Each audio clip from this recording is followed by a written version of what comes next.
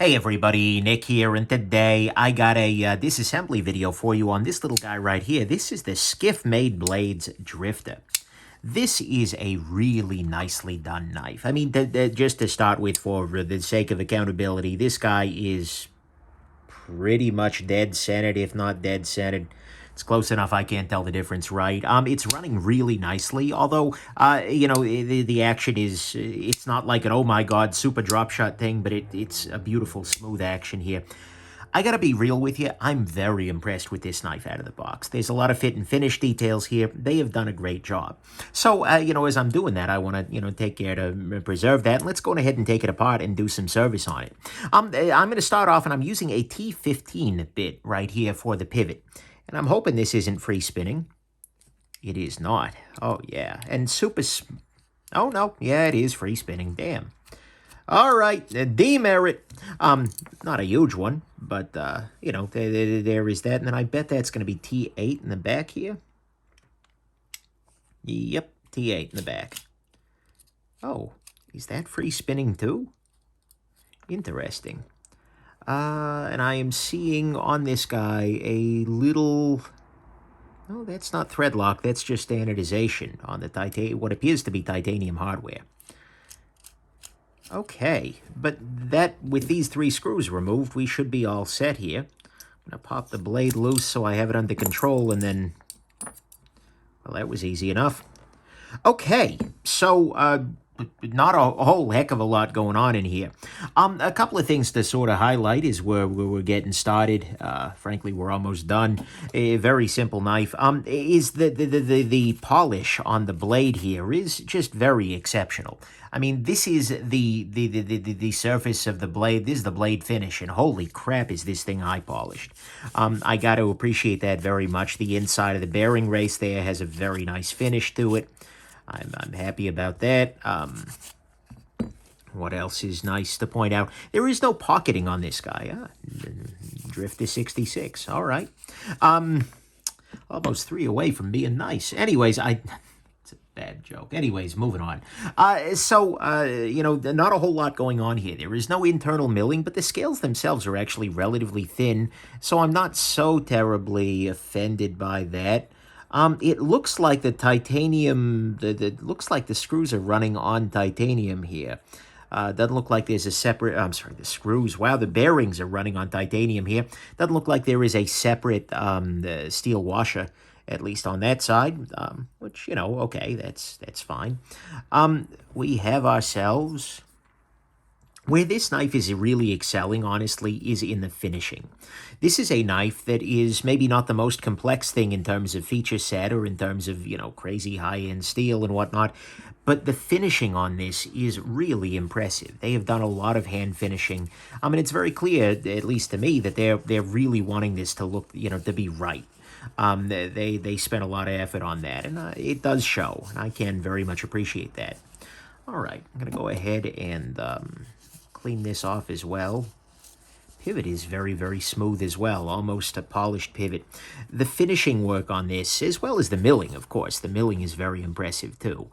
But the finishing is really what's impressing me here. What's getting my juices flowing, so to speak. All right. Let's go ahead and grab some 10-weight nano oil here. I am pretty much done disassembling this knife. There's not a whole heck of a lot here. I'm going to go ahead and put a little bit of nano oil right on there. Now that I do that, I drop the bearings in place. These are the Skiff bearings. Skiff Made Blades here, although I believe this is actually the sun. Maybe I'm making that up. Not like the sun, the celestial object, but the sun of the Skiff, folks. Who does the bearing business, but still, the bearings are made by a Skiff, at the very least, and that's, they're supposedly quite nice. I mean, they seem to be. They're a little wider in diameter than I'm used to. Actually, if we take a look at the bearing blade there, that's a bearing blade, wow. If we take a look at the bearing, we see the balls are a little bit bigger than usual, but you know what, hey, whatever. There we go. And we drop the bearing into place. And it rotates, rotates, rotates very smoothly. The smoothness of the polish on all the various parts is quite nice. Let's go ahead and put these back screws slash Chicago screws in place. Everything is free spinning here, which is, frankly, one of the very few details I can knock them on in this case. Oh, interesting. And those really don't want to come out or stay in when it's on its side because the clip is back there. So what I'm going to do is I'm going to attach the back spacer here. Okay, come on. Get in there. Attach the back spacer. And then that dropped out. Did it drop all the way out? No. Good. Hey, okay. I could probably be making my life a little bit easier by installing these Chicago screws from the other side. Such that I'm just basically dropping them into position on the already exposed back spacer, but at the same time. Okay, bro, what's going on here? Ah, there we go. Angle was just wrong. Okay, so now we've got that in place. And hopefully the back spacer... Here's what I'm going to do. I'm actually going to, and this is completely unnecessary from a lubrication standpoint, but it will help in terms of retaining the screws. I've just put a little tiny bit of oil on the inside of the back spacer there. That should mean that these little guys want to stay put a little bit more than they generally do, or at least than they're seeming to here. Yeah, see, now they're staying put. And I'll grab that oil out of the entrance there with this guy. Put the bearing back in place. Okay. Now I drop this on to here. Oh, that's part of the reason okay. So we've got these big old Captain America shields on this guy. Part of the reason for that is that the through holes, the stop pin is in a through hole. It's not a blind hole, and so that covers that up. Also serves as an over-travel stop on the backside, but, you know, hey, cool. Whatever. I'm not going to use any Loctite, given the free spinning. Well, actually, no, they're tooled on the other side, right? Yeah, they're tooled on the other side, so it should be okay. So I'll use a little tiny bit of Loctite on this guy, using some blue Loctite, the Loctite on a stick product. And now, what just fell off? The Captain America shield. I can work with that. We can see here it's pulling this in there. Beautiful. Let's go ahead and... So I now realize that the knife came to me completely unlubricated, which I don't know whether this is going to make a big difference here. Bearing knives don't technically need lubrication. Why is that running a little rough? Oh, I think I was pushing down on the lock bar. Here. And now let's put this guy in place. And on this guy, there is actually a little bit of what looks to be red Loctite residue. But that broke free pretty quick.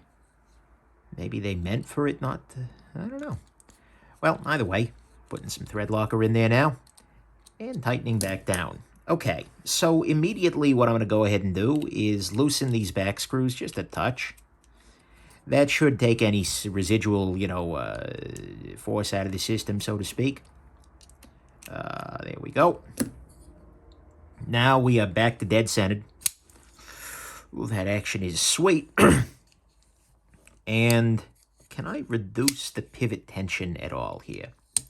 I feel like I might be able to. Where is my T15 driver?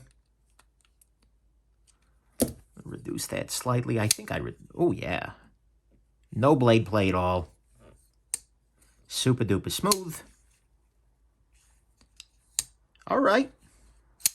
Yeah, that'll do. All right, so we have now disassembled and maintained the Skiff Made Blades Drifter here. And actually, I guess the final step I might want to do, and this is not a bad idea to do anytime you're dealing with Damascus, got a little bit of eyeglass cleaner here. That's not an endorsement. It's just...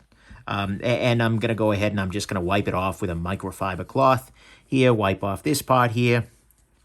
Wipe off that part there. And then go ahead and clean the back spacer off as well. And that'll give me a beautiful finish, which I've already marred by getting my oily hands all over the thing. But anyways, nice. Just nice. So anyways, there's your first view of the Skiff Made Blades Drifter here. Very impressive piece. Relatively simple construction. But there you go. Hope this has been interesting to you. And have yourselves an absolutely wonderful rest of your day. Bye now.